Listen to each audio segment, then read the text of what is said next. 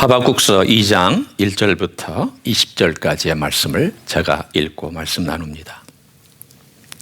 내가 내 파수하는 곳에 서며 성류에 서리라. 그가 내게 무엇이라 말씀하실는지 기다리고 바라보며 나의 질문에 대하여 어떻게 대답하실는지 보리라 하였더니 여호와께서 내게 대답하여 이르시되 너는 이 묵시를 기록하여 판에 명백히 새기되 달려가면서도 읽을 수 있게 하라. 이 묵시는 정한 때가 있나니 그 종말이 속히 이르겠고 결코 거짓되지 아니하리라. 비록 더딜지라도 기다리라. 지체되지 않고 반드시 응하리라. 보라, 그의 마음은 교만하며 그 속에서 정직하지 못하나 의인은 그의 믿음으로 말미암아 살리라. 그는 술을 즐기며 거짓되고 교만하며 가만히 있지 아니하고 스올처럼 자기의 욕심을 넓히며 또 그는 사망 같아서 족한 줄을 모르고 자기에게로 여러 나라를 모으며 여러 백성을 모으나니 그 무리가 다 속담으로 그를 평론하며 조롱하는 시로 그를 풍자하지 않겠느냐. 곧 이르기를 화 있을진저 자기의 소유 아닌 것을 모으는 자여 언제까지 이르겠느냐. 볼모 잡은 것으로 무겁게 짐진 자여 너를 억누를 자들이 갑자기 일어나지 않겠느냐. 너를 괴롭힐 자들이 깨어나지 않겠느냐. 네가 그들에게 노략을 당하지 않겠느냐. 네가 여러 나라를 노략하였으므로 그 모든 민족의 남은 자가 너를 노략하려니 이는 네가 사람의 피를 흘렸으며 또 땅과 성읍과 그 안에 모든 주민에게 강포를 행하였음이니라. 재앙을 피하기 위하여 높은 데 깃들이려 하며 자기 집을 위하여 부당한 이익을 취하는 자에게 화 있을진저 네가 많은 민족을 멸한 것이 네 집에 욕을 부르며 내 영혼에게 죄를 범하게 하는 것이 되었도다. 담에서 돌이 부르짖고 집에서 들보가 응답하리라. 피로 성읍을 건설하며 불의로 성을 건축하는 자에게 화 있을진저 민족들이 불탈 것으로 수고하는 것과 나라들이 헛된 일로 피곤하게 되는 것이 만군의 여호와께로 말미암음이 아니냐. 이는 물이 바다를 덮음같이 여호와의 영광을 인정하는 것이 세상에 가득함이니라. 이웃에게 술을 마시게 하되 자기의 분노를 더하여 그에게 취하게 하고 그 하체를 드러내려 하는 자에게 화 있을진저 네게 영광이 아니요 수치가 가득한즉 너도 마시고 너의 할례받지 아니한 것을 드러내라. 여호와의 오른손의 잔이 네게로 돌아올 것이라. 더러운 욕이 내 영광을 가리리라. 이는 네가 레바논에 강포를 행한 것과 짐승을 죽인 것과 사람의 피를 흘리며 땅과 성읍과 그 안에 모든 주민에게 강포를 행한 것이 네게로 돌아오리라. 새긴 우상은 그 새겨 만든 자에게 무엇이 유익하겠느냐. 부어 만든 우상은 거짓 스승이라. 만든 자가 이 말하지 못하는 우상을 의지하니 무엇이 유익하겠느냐. 나무에게 깨라 하며 말하지 못하는 돌에게 일어나라 하는 자에게 화 있을진저 그것이 교훈을 베풀겠느냐. 보라, 이는 금과 은으로 입힌 것인즉 그 속에는 생기가 도무지 없느니라.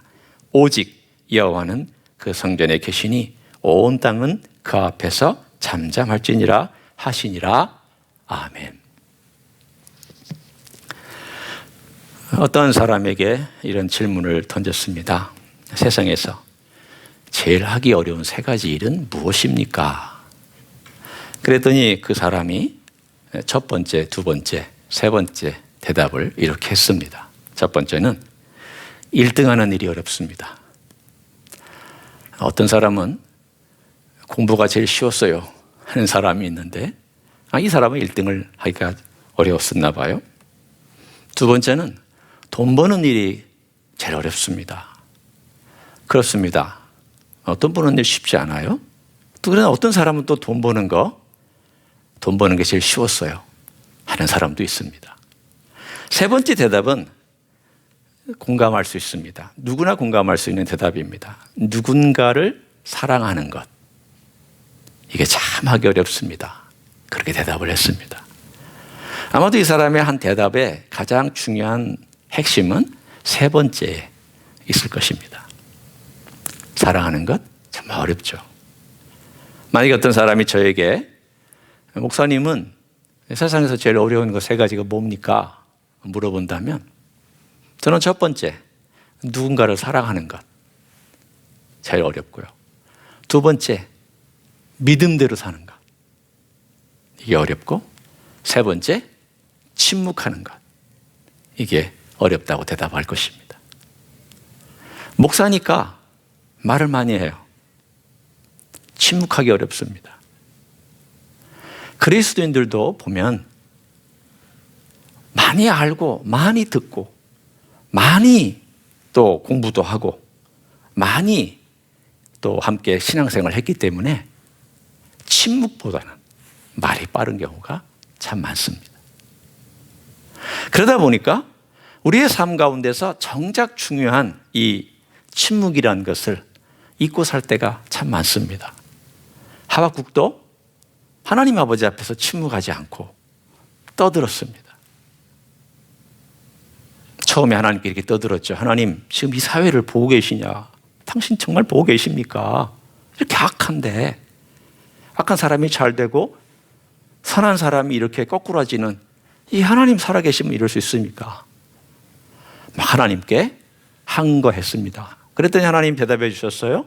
내가 알아서 다스릴 것이다. 그리고 내가 저 멀리서 강력한 나라를 데려다가 너희 유다를 징벌할 것이다. 그랬더니 또 하박국이 마음에 안 들었습니다. 그 방법이. 하나님이 어찌 그럴 수 있습니까? 아니, 하나님의 백성인데 어떻게 최악, 가장 악한, 가장 잔인한 저 바벨론 나라를 데려다가 당신의 그래도 자녀인 유다 민족을 치게 하고 멸망시키실 수 있습니까? 도무지 하나님 마음에 안 듭니다. 그거 좋은 일 아니지 않습니까? 안 좋은 일이지 않습니까? 그래 나서 막 마음에 흥분돼서 그가 성루의 꼭대기에 올라가서 하나님을 향하여 어깨를 떡 벌리고 하나님과 한번 대화를 좀 해봅시다. 하나님 좀 말씀 좀 해주시라고. 이 하박국의 자세는 어떤 것입니까? 이 하박국의 자세는 하나님께서 도대체 왜 그렇게 악한 것을 사용하시는지에 대한 방법도 마음에 안 들고, 아니 그 이유나 좀 알았으면 좋겠는데 그 이유를 알고 싶은 마음이고, 동시에 그 결과가 어떻게 될지에 대하여 마음속에 짐작이 안 되는데 하나님 좀 뭐라고, 왜 그렇게 하시는지, 그 과정은 왜 그렇게 하시려고 하는지, 그 결과는 무엇인지, 그거에 대해서 하박국은 알고 싶어하는 내용을 담고 있습니다. 자, 그러면 하나님께서 대답을 해주셨다고 가정해 봅시다. 아니, 이렇게 한번 우리가 가정을 해보면 좋겠습니다. 여러분이 누군가를 볼 때 선과 악을 분명하게 분별할 수 있다. 그 사람의 행하는 행동, 그 사람의 인생, 그 사람의 모습, 그 사람의 삶을 보는 순간 선인이야, 악인이야, 그렇게 분명히 구분할 수 있다. 그러면 이 사회가 좋은 사회가 될까요? 여러분 같으면 어떠세요? 독재자가 생기지 않을까요? 너는 죄인이니까 처벌받아야 되고 너는 나쁜 놈이니까 제거돼야 된다. 그렇게 말하지 않을까요? 제가 봤던 영화 중에 2002년도에 한 영화가 생각납니다.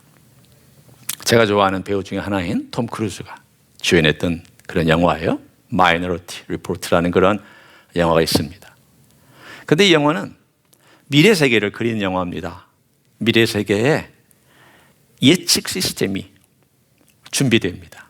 그러면 이 예측 시스템을 가지고 한 사람이나 어떤 한 조직에 대해서 위험하다, 범죄자 집단이 될 가능성이 높다, 아니 범죄를 저지를 것이다라는 그 예측 프로그램에 위험 신호가 딱 뜨면 제거하는 사람들이 딱 가서 그 사람을 제거해 버립니다.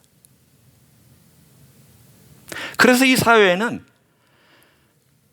감히 항거할 마음을 갖지 못하고 순응하는 사람들만 살아가는 그러한 미래의 사회를 그려놓은 영화가 있습니다. 빅 브라더가 전 사회를 장악하고 그 사회에 왕의 노릇을 합니다. 그런 사회가 건강할까요?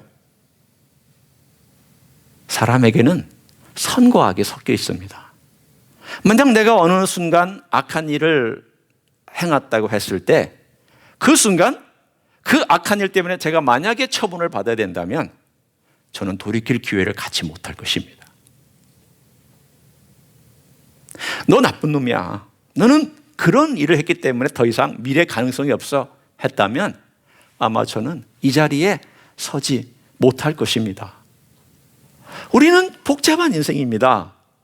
내가 과거에 정말 판단했던 일이 뒤로 돌아보니까 내가 그때 너무 섣불렀지.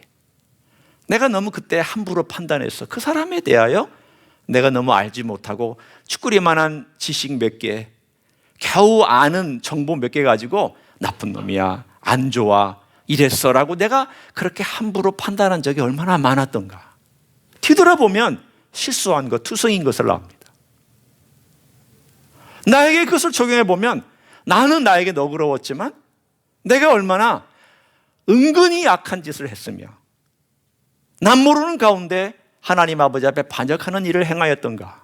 하나님 그때마다 직결 처분하셨다면 내가 여기 서 있을 수 있을까? 그럴 수 없을 것입니다. 우리는 제가 여기서 무엇이 옳고 그르다는 것을 아무것도 하지 마라 그 뜻을 얘기하는 건 아닙니다. 그 주제를 다루려는 거 아닙니다. 여기서는 우리가 잘 알지 못하고 아직은 잘 경험하지 못한 넓은 어떤 일들, 큰 일들, 깊은 일들이 있을 때 함부로 판단하는 일을 삼가야 되고 조심해야 된다는 그런 뜻입니다. 기독교 역사에 멋진 개혁자들도 독재자 많았습니다. 칼빈, 종교개혁을 이룬 사람이죠. 그러나 자기가 세운 신학적인 내용에 동의하지 않는다고 17명 정도 되는 사람을 잔인하게 죽였던 사람입니다.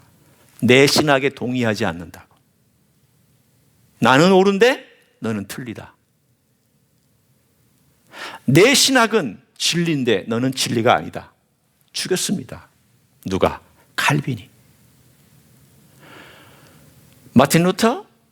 멋진 개혁자죠. 그 사람은 칼빈만큼 잔인하지는 않았지만 유대인에 대해서 이렇게 얘기를 했습니다. 유대인은 바퀴벌레 같다고. 이 지상에서 없어도 된다고. 그 깊은 독일 안에 그 사상을 깔아놨더니 나중에 그 열매를 누가 거두었는가? 히틀러가 나타나서 그 열매를 거두었습니다. 사람은 함부로 판단하지 말아야 합니다. 하나님께서 왜 이것을 그냥 놔두고 계시는가? 어떤 일에 대해서는 왜 우리에게 설명을 안 해주고 계시는가? 그게 안전하기 때문입니다. 그것이 오히려 사회를 유지하는 방법이기 때문입니다. 하나님이 그걸 일일이 다 알려주셨고 하나님이 그때그때마다 개입하셨더라면 이 세상에 누구도 하나님 아버지 앞에 회개할 기회, 돌이킬 기회, 다시금 새롭게 시작할 기회를 갖지 못하고 살아갈 것입니다. 오늘 그 일에 대하여 하나님은 제가 여러분에게 미리 설명을 해드렸지만 하나님 그거 일일이 설명하지 아니하셨습니다. 왜 그런지에 대해서 얘기하지 않으셨습니다. 그리고 하나님은 오히려 하박국에게 이렇게 답변해 주셨습니다. 저는 이 장을 함께 보면서 하나님께서 답변해 주신 것이 뭘까? 그거에 대한 몇 가지를 같이 살펴보려고 합니다. 2절에 보면 하나님께서 1절에 먼저 보면 하나님 아버지 앞에 제가 섰더니 2절에 너는 이 묵시를 기록하여 판에 명백히 새기되 달려가면서도 읽을 수 있게 하라. 듣고 기록하라는 거예요. 그럼 뭐라고 기록해야 되느냐? 3절에 이 묵시는 정한 때가 있나니 그 종말이 속히 이르겠고 결코 거짓되지 아니하리라. 비록 더딜지라도 기다리라. 지체되지 않고 반드시 응하리라. 이걸 바꿔 얘기하면 무슨 뜻일까요? 내가 때를 정해놨다. 내가 기한을 정해놨다. 어떤 나라든지 기한이 있고 어떤 민족이든지 한계가 있습니다. 그거를 하나님이 정해놓으셨다는 거예요. 의아합니다. 이해가 안 됩니다. 아니 나라가 흥망성쇠가 있는 거 자연스러운 현상 아닙니까? 그 역사 아닙니까? 아닙니다. 하나님 분명히 말씀하셨습니다. 내가 때와 기한 정해놨다. 내가 행하고 있다. 그 이야기를 하나님께 다시 한번 반복하는 대목이 13절입니다. 민족들이 불탈 것으로 수고하는 것과 나라들이 헛된 일로 피곤하게 되는 것이 만군의 여호와께로 말미암음이 아니냐. 하나님께서 어떤 민족은 내려뜨리시고 어떤 민족은 올리시고 어떤 민족은 이만큼 쓰시고 어떤 민족은 이만큼 쓰시고 어떤 민족은 기한이 이만큼이고 어떤 민족은 기한이 좀 더 길고 이런 모든 것에 대하여 내가 하는 것이 아니냐. 하나님께서 그 이야기를 하박국에게 해주고 있습니다. 그러면 이 이야기는 뭘까요? 너 악한 나라를 내가 세운다고 네가 뭐라고 나한테 얘기를 하는데 이거 세우는 건 내가 하는 거야. 내가 세워서 내가 내 목적을 이룰 거거든. 그런데 내가 내 목적을 이루어갈 때에 나는 이 전체를 감독하고 있는 감독이야. 2장은 우리들에게 뭘 보여주고 있는가 하면 대서사극을 보여주고 있습니다. 역사라는 대서사극이 쫙 진행이 됩니다. 그런데 이 감독님은 모든 것 다 알고 있습니다. 어디에 어떤 요소가 들어가야 되며 언제 등장인물이 나와야 되며 스토리는 어떻게 진행이 되어야 되고 플롯은 무엇이며 어떠한 일들이 작용을 해서 어떤 결과를 나타내며 그 마지막의 끝이 무엇인지를 이 감독은 다 꿰뚫고 있습니다. 그때 등장인물이 하나 나타나면 그 등장인물이 이 전체를 다 알고 왜 이렇게 하십니까 저렇게 하십니까 라고 말할 수 있을까요? 오늘 2장은 하박국 앞에 하나님께서 대서사극을 쫙 펼쳐 보이신 내용입니다. 봐라 하박국아, 네가 나에게 지금 항거하고 있고 왜 하나님이 악을 쓰시냐고, 이런 게 악한 나라를 사용하시느냐고, 하나님이 악을 쓰셔도 되느냐고 그렇게 얘기하고 있지만 내가 이 모든 것들을 너에게 펼쳐 보일 테니 너는 결정해라. 그리고 하나님께서 어떤 분인가에 대해서 쫙 하고 말씀해 주셨습니다. 제가 본문을 보면서 하나님이 어떤 분인지에 대하여 찝어가겠습니다. 오늘 여러분이 5번 나오는 화 있을진저라고 하는 표현을 우리가 유념하면서 봅니다. 인생이 어떤 인생에게 화 있을진저라고 하는 말과 하나님께서 인생에게 화 있을진저라고 하는 말은 다릅니다. 레벨이 다릅니다. 인생이 인생에게 화 있을진저 하면은 그것은 단순히 그냥 소원에 불과합니다. 그러나 하나님께서 인생에게 화 있을진저 그러면 그것은 그냥 딱 하고 떨어지는 일입니다. 결정되는 일입니다. 더 이상 번복할 수가 없습니다. 그 화 5가지가 나옵니다. 자, 6절. 곧 이르시기를 화 있을진저. 어떤 화가 있는가? 8절에 한번 보십시오. 다 읽지 못하니까. 네가 노략당할 것이다. 그 말은 네가 노력한 만큼 노력당할 것이다. 행한 대로 네가 받는다는 거야. 그걸 누가 주관하시느냐? 내가 주관한다는 거야. 두 번째, 9절. 화 있을진저. 그리고 11절 한번 보세요. 담에서 돌이 부르짖고 집에서 들보가 응답하리라. 네가 행한 대로 모든 것이 이루어지되 심지어는 돌들까지도 너에게 보복할 것이다. 잘 들으셔야 됩니다. 사람만이 보복하는 게 아닙니다. 자연도 보복합니다. 세 번째, 12절. 화 있을진저. 13절. 민족들이 불타고 수고하고 헛된 것에 피곤하게 되는 모든 것들이 다 허무하게 무너져 내린다는 것을 말씀합니다. 그게 화 있을진저예요. 그리고서 하나님께서 아주 절묘하게 14절을 거기다가 갖다가 넣으셨습니다. 물이 바다를 덮음같이 여호와의 영광을 인정하는 것이 세상에 가득합니다. 헛된 것과 허탄한 것은 사라지고 참된 것이 그거를 채울 것이다. 네 번째, 15절 화 있을진저. 그리고 17절에 주민에게 강포를 행한 것이 내게로 돌아오리라. 너 그대로 보응받는다는 거예요. 18절. 자, 18절을 한번 자세히 보십시오. 5번째 화입니다. 화 있을진저. 뭐에 화 있을진저예요? 우상에 관련된 일에 화 있을진저 그랬습니다. 왜 우상일까요? 왜 하필 잘 나가다가 강포한 것과 너희가 행한 것과 너희가 잔인한 것과 빼앗은 것과 이런 모든 것들을 얘기하다 갑자기 우상이 턱 하고 등장할까요? 하나님께서 여기서 악을 다루실 때에 보이지 않는 영적인 세계, 사탄의 세계까지 하나님께서 심판하실 것을 여기서 암시하고 있습니다. 하나님이 뭘 다루실까? 하나님은 나라들만 다루시지 않아요. 하나님은 보이지 않는 세계, 영적인 세계까지 심판하실 것을 다 계획을 세워놓고 계십니다. 그 안에 우리가 있고 그 안에 모든 천사들과 모든 영적인 세계와 모든 우주의 구조와 모든 것들이 다 각각의 요소마다 스며들어 있는데, 이 모든 것들을 하나님께서 쫙 펼쳐놓으시고, 하박국 네가 봐라, 누가 이것을 행하느냐, 누가 주인이냐, 누가 감독이냐, 누가 이 일을 일으키고 있느냐, 너냐 나냐. 하나님께서 하박국에 도전하고 있는 것입니다. 너라면 네 마음대로 해라. 나라면 너는 어떻게 해야 되겠느냐. 여러분 인생이 어때요? 여러분이 인생에 걸어가는 길이 내가 내 인생의 주인이다? 아니잖아요. 그렇게 살아본 때가 있었잖아요. 내가 내 마음의 인생을 주인으로 살아볼 때가 있었잖아요. 얼마나 괴롭고 얼마나 힘들고 얼마나 피곤해요. 그런데 다르게 사는 법을 배우기 시작을 했어요. 하박국이 자기의 기준 가지고 하나님 왜 이랬습니까? 하나님 그럴 수 없습니다. 하나님 옳습니까? 그러다가 하나님께서 역사를 쫙 펼쳐놓고, 자, 한번 봐라. 어떻게 될지 네가 한번 짐작해봐라.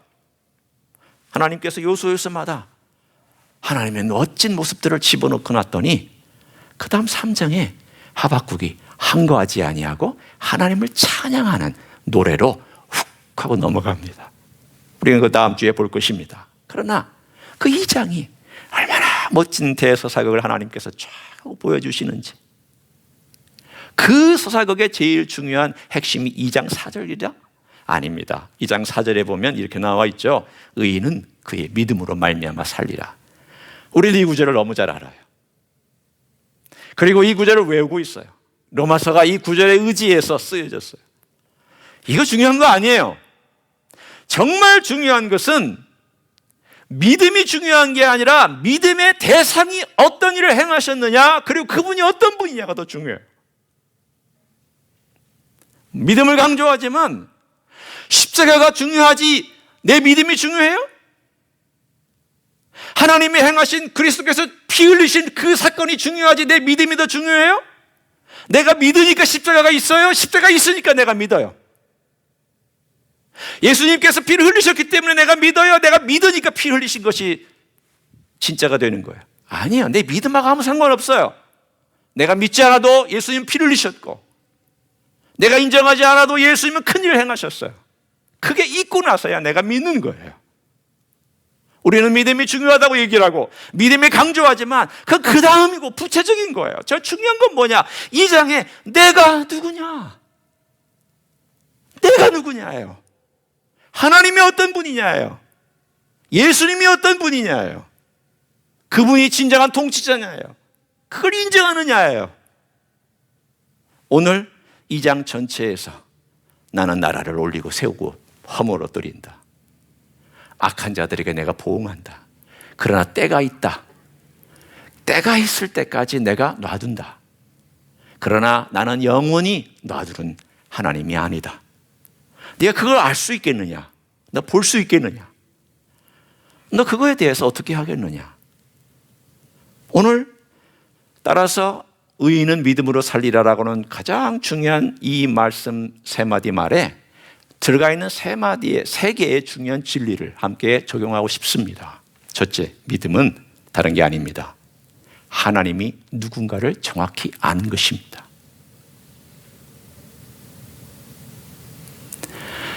하나님이 이런 일을 행하신다는 것을 알고, 아, 그렇구나. 아, 이런 일을 행하시는구나. 그분이 이런 분이구나. 이 큰 그림을 그려가시는 분이구나. 나는 인생 짧게 살다 가지만 그분은 영원한 그림을 그려가시면서 나를 부르셨구나.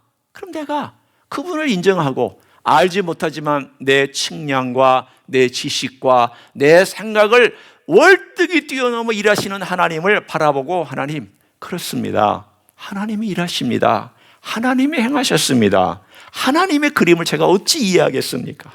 제가 함부로 판단하지 않기를 원합니다. 한 인간도 함부로 판단할 수 없거든. 하나님의 일을 어찌 우리가 판단하며, 하나님의 그 깊은 지혜와 속성을 내가 어찌 판단할 수 있겠습니까? 말이 안 되죠. 거기가 바로 그게 믿음의 출발입니다. 하나님이 행하시고 하나님이 이루신 것을 그렇습니다. 맞습니다. 하나님은 행하십니다. 우리가 믿음으로 구원받은 것도 그거 아니에요? 하나님이 행하셨다. 받아들인 거잖아요.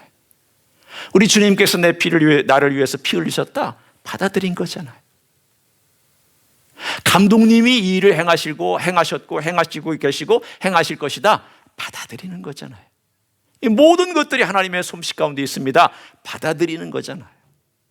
내가 처음 칭으로서 믿음을 받아들일 때나 매일매일 삶 가운데서 믿음의 길을 걸어갈 때나 앞으로 구원받는 모든 거나 다 똑같은 원리로 작동하고 있습니다. 믿음의 원리 시스템은 오늘 본문에 나와 있는 것처럼 의인은 그의 믿음으로 말미암아 살리라. 첫 번째, 하나님이 누구신지를 정확히 아는 것에서부터 믿음이 출발합니다.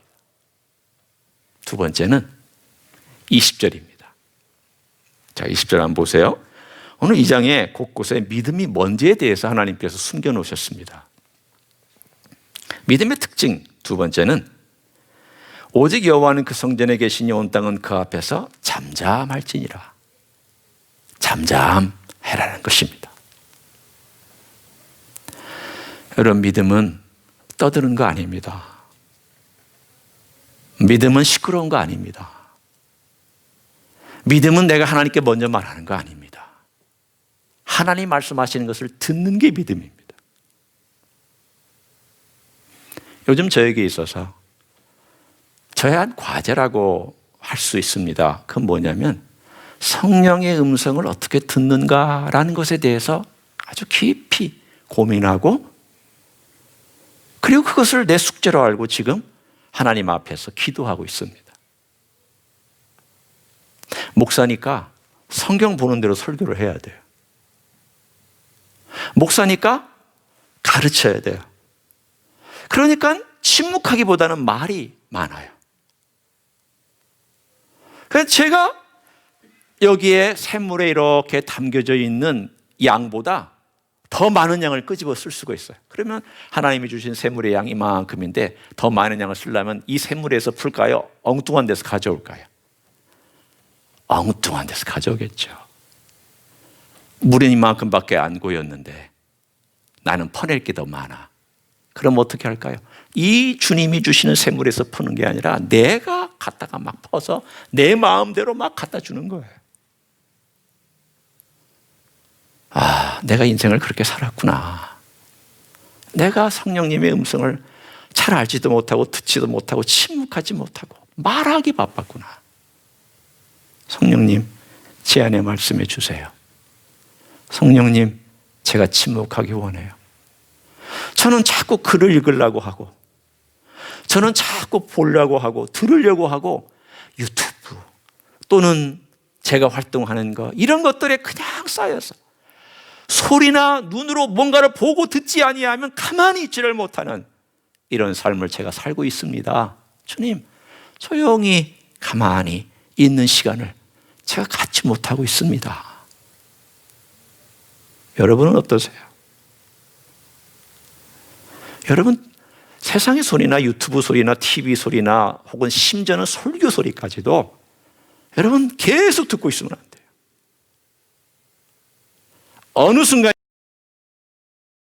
순간인가는 조용히 하나님 아버지 앞에 성령께서만이 주실 수 있는 음성을 달라고. 그래서 그분이 이 안에 영원한 샘물을, 진짜 말씀의 샘물을 그분이 보이게 해 주시기를. 그래서 그 물을 퍼내서 사람들을 먹일 수 있고 나도 먹을 수 있도록 침묵하는 법을 배우셔야 돼요. 21세기 제일 그리스도인들에게 제일 어려운 거예요. 제가 볼 때는 제일 어려워요. 왜?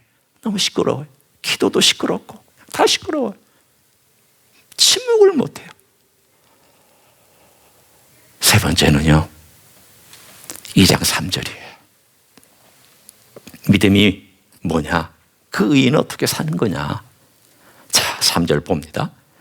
이 묵시는 정한 때가 있나니 그 종말이 속히 이르겠고 결코 거짓되지 아니하리라. 비록 더딜지라도 그 다음 뭐라고 말씀하셨습니까? 기다리라.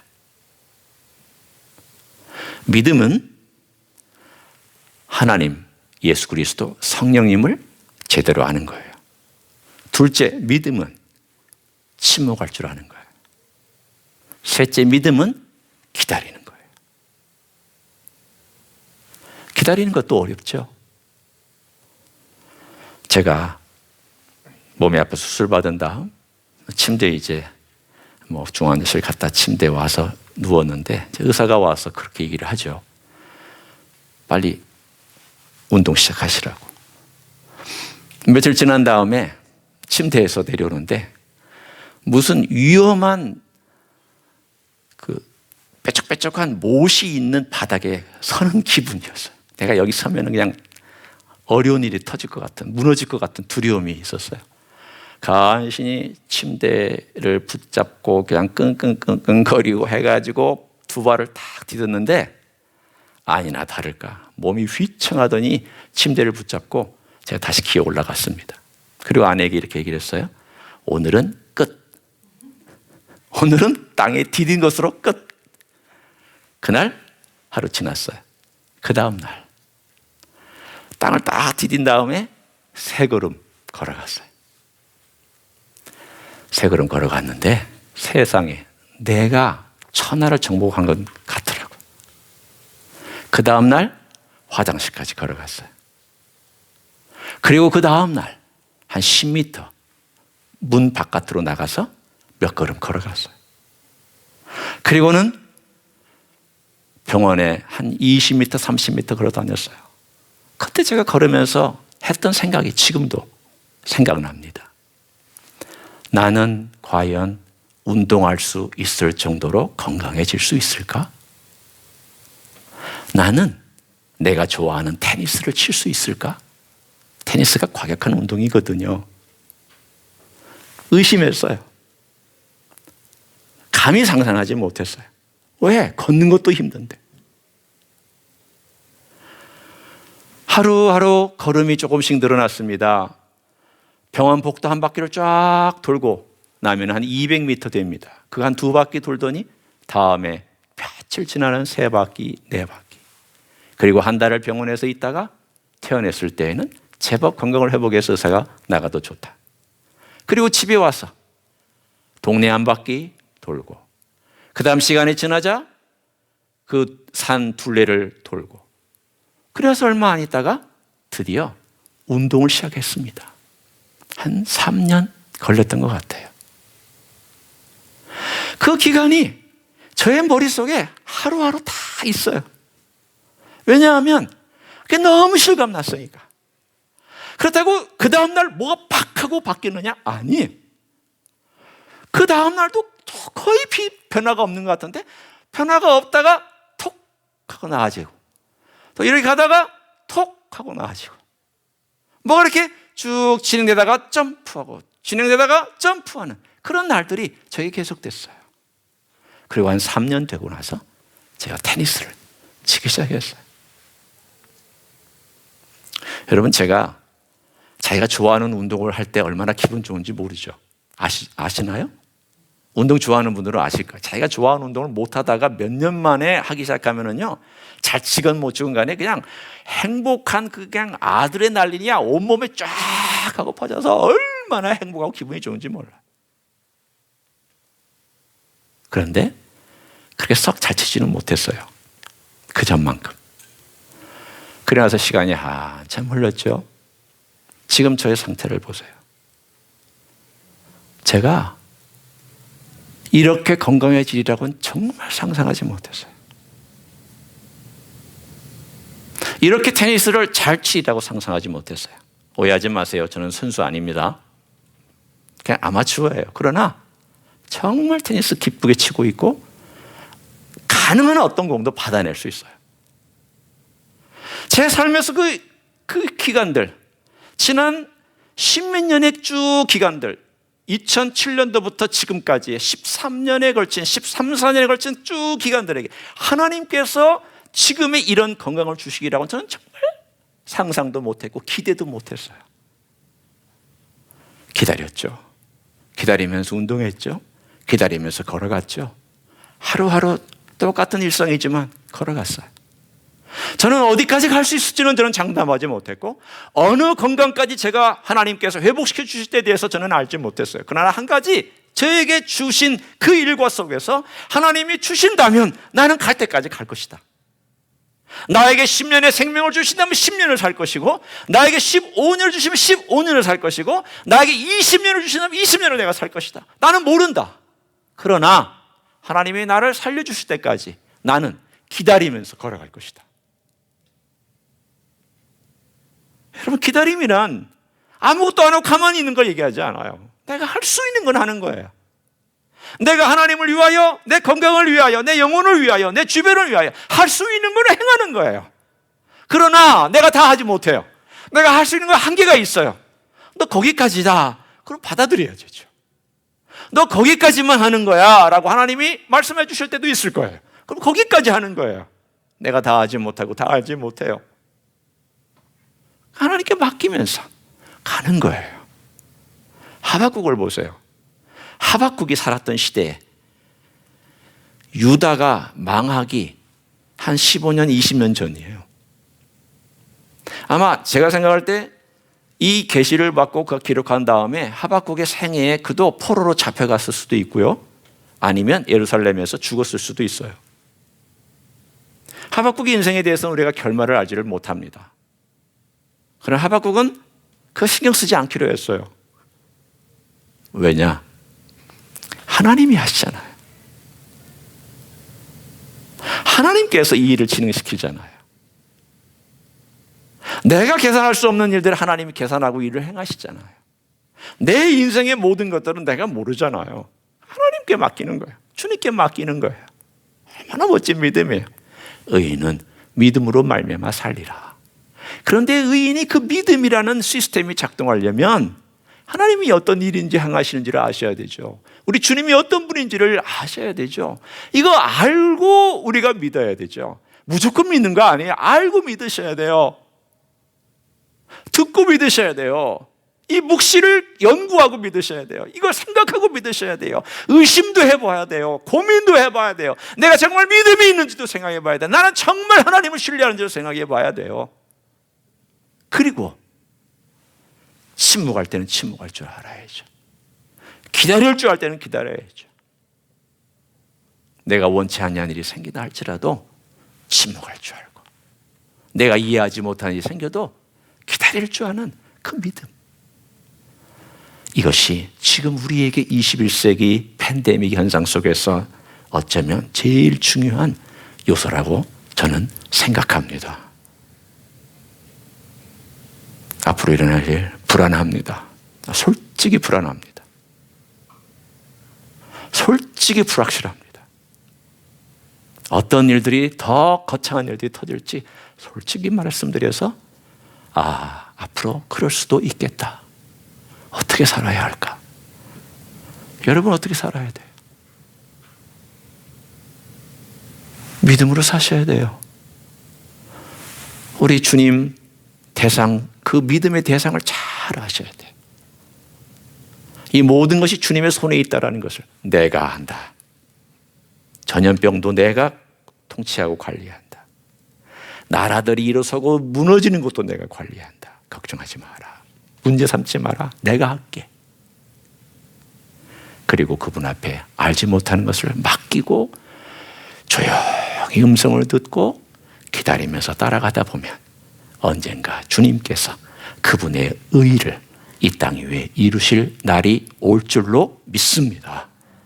그런 삶을 살아가시기를 예수님의 이름으로 간절히 축원합니다. 기도하겠습니다.